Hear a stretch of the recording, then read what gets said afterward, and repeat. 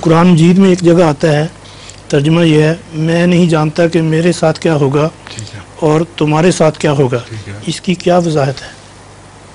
وضاحت ہوئی نہیں ہوئی تو یہ جو رسول اللہ علیہ وسلم بھی نہیں جانتے اور جن کو مخاطب ان کو نہیں جانتے، تو آپ اور میں کیسے جان سکتے ہیں؟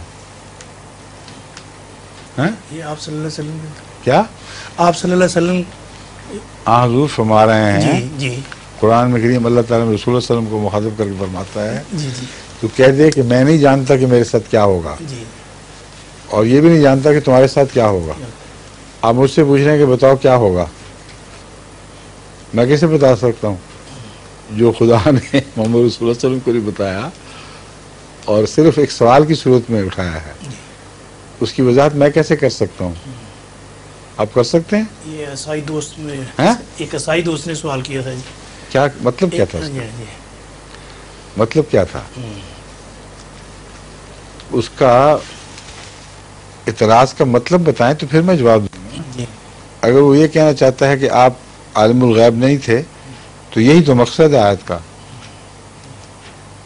بالکل پورا ہو گیا۔ صرف وہ علم ہے جو اللہ بتاتا ہے۔ دو باتیں اس میں ہیں بڑی قطعیت کے ساتھ، ایک حضرت محمد رسول اللہ صلی اللہ علیہ وآلہ وسلم عالم الغیب نہیں تھے، نمبر دو جب تک خدا آپ کو خبر نہ دے اپنی طرف سے ایک ذرہ بھی کوئی دعویٰ نہیں کرتے تھے۔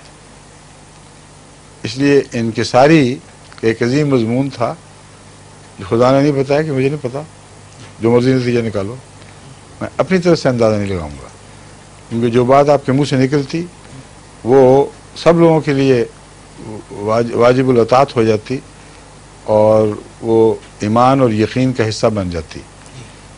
اس لیے اس سے زیادہ احتیاط رسول دنیا کی تاریخ میں ہوئے ہوں گے ہمارے علم میں نہیں، زیادہ تو بہرحال نہیں، مگر قریب قریب بھی ایسے محتاط رسول جنہوں نے ہر بات کرنے سے پہلے دیکھا ہے کہ وہی مجھے اس بات پر کا مجاز بنا رہی ہے کہ نہیں کہ میں اس سوال کا جواب دوں۔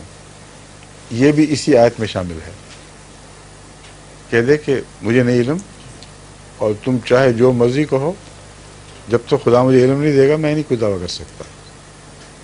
ٹھیک ہے؟